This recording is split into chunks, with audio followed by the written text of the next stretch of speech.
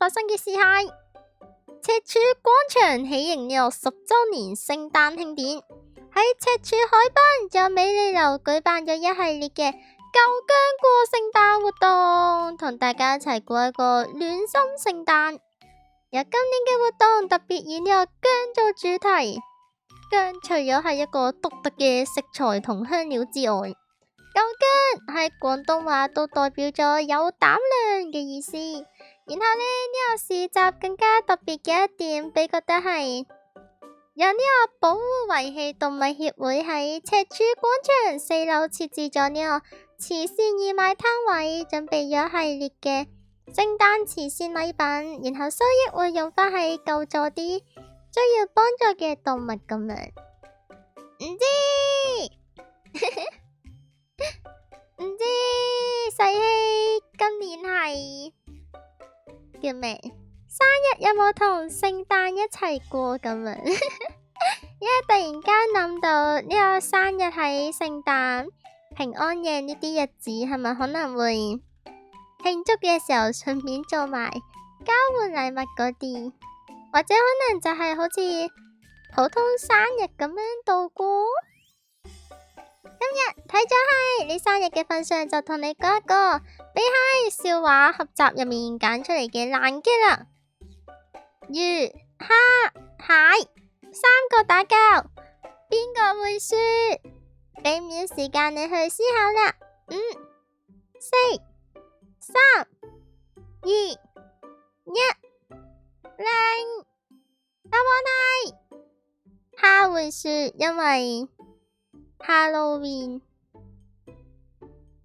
哈哈，好笑。今年想對細希講嘅嘢係，今年又可以見到超級多細希畫嘅靚靚 Miku 圖，仲有波卡咯其他角色，雙子啊 Miku，好似齊晒啊，雙子啊 Miku 啦 Luca 都有。之後呢個開頭係 Miko Expo 無聊嗰度，哇！俾雙個本身俾勁上力呢個 Miko Expo 嗰個 Miko 同開頭唱 K 嗰個無聊，本身碌 Twitter 見到嘅時候就勁上力，結果嗰日太遲，因為嗰日太遲到喺呢個 Miko Expo。開場前10分鐘咁樣先到，之後就匆匆忙忙入去，結果就冇，因為有啲可惜。不過感覺上今年細希又畫多咗好多 Miku 嘅圖，雖然上年都多，但今年又再多咗更加多咁樣，你都睇得好開心。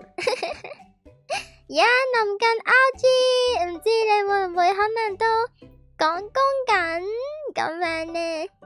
係咯，希望你畫得順利利，畫得開開心心。係，然後可能都希望畫嘅叫咩呢？可能畫嘅時候都唔好爆光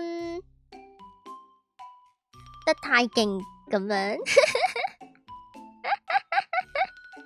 希望細希可以勞逸結合啦。然後下年你都係會繼續 like 每一張細希畫嘅靚靚 Miku 圖。最後再次祝你生日快樂，希望你除咗生日睇到呢條祝福短片會笑之外，每日都開開心心啦，拜拜。